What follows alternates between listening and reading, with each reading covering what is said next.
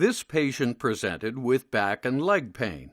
As can be seen on the standing x-rays, there is an L4-5 grade 1 spondylolisthesis that worsens on flexion views.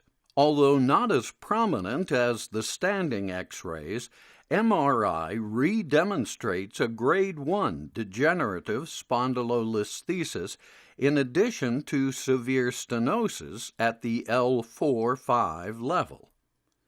A minimally invasive laminectomy and TLIF was offered. The patient is positioned prone on a Jackson frame. Note the use of 2 fluoroscopes. Spinal needles delineate the craniocaudal extent of the target pedicles, and thus the length of incision necessary.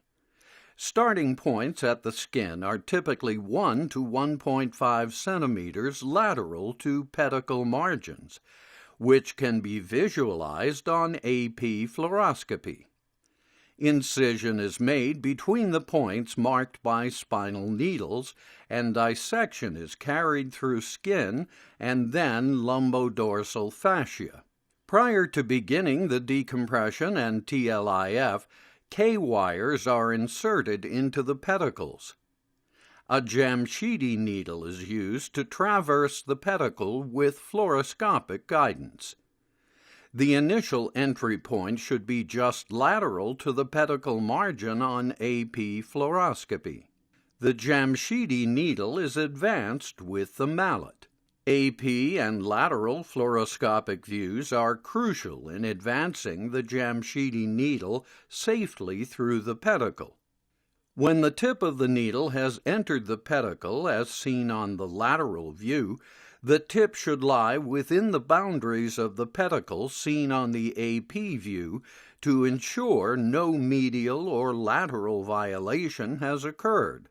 Once the tip of the needle has entered the vertebral body, as shown on lateral X-ray, the tip will typically be medial to pedicle margins on AP views, given the lateral to medial trajectory of pedicle screw placement.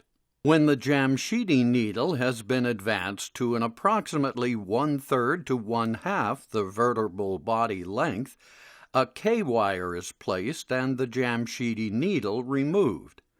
The K-wire is bent superiorly and clipped into place. The process is repeated for the remaining 3 pedicles.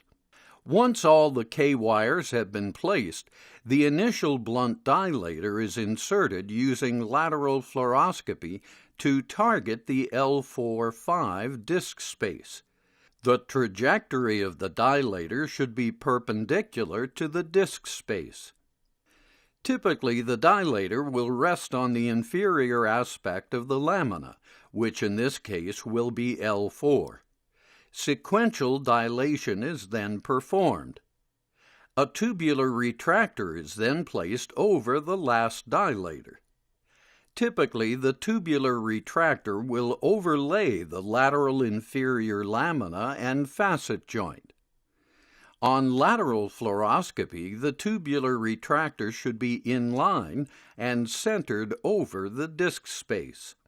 The microscope is brought in and soft tissue cleared from bony elements.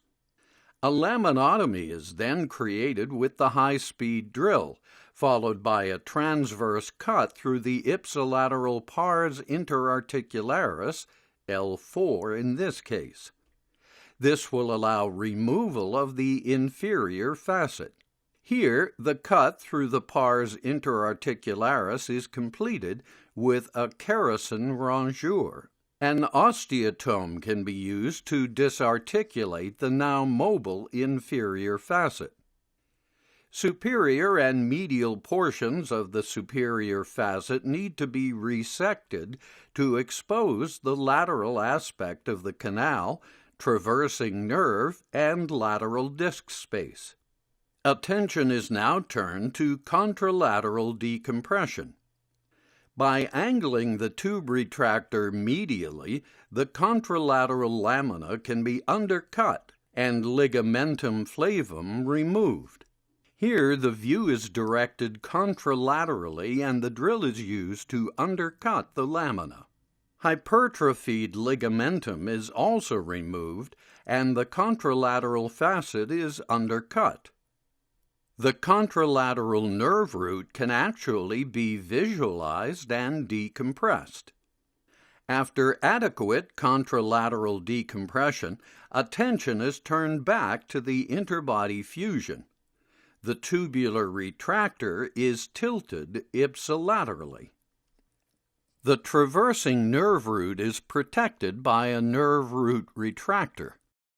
The amount of retraction can vary, but rarely is significant retraction required. The disc annulus is incised using a bayoneted knife. Due to narrow entry into the disc space, a rotating osteotome can be used to initially enter the disc space and then allow initial distraction. Paddle shavers and rongeurs can be used to efficiently remove disc material. Thorough debriding of the end plates without violation of cortical bone is crucial to maximize fusion while minimizing the risk of graft subsidence. After discectomy and adequate end plate preparation, sizing of the interbody cage is performed. An interbody trial is used to estimate size of final cage.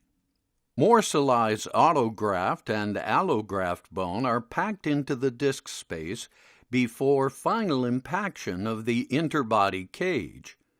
The tubular retractor is then removed so that pedicle screws can be placed. Initially, a dilator is inserted over the K-wire.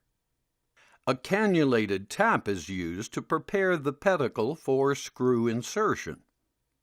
Fluoroscopic guidance is used to ensure the K-wire is not inadvertently advanced by the tap and to ascertain appropriate trajectory. A pedicle screw connected to a screw extender is inserted over the K-wire. When the pedicle screw has entered the vertebral body, the K-wire may be removed. Once both screws have been placed, a rod is inserted through the screw heads. Here, the caudal set screw is placed first as an anchor point. The cranial screw head is then reduced dorsally to the rod and a set screw placed in an effort to reduce anterolisthesis. Set screws are tightened to their final torque and the process is repeated contralaterally. Both 1-inch incisions are closed in layers.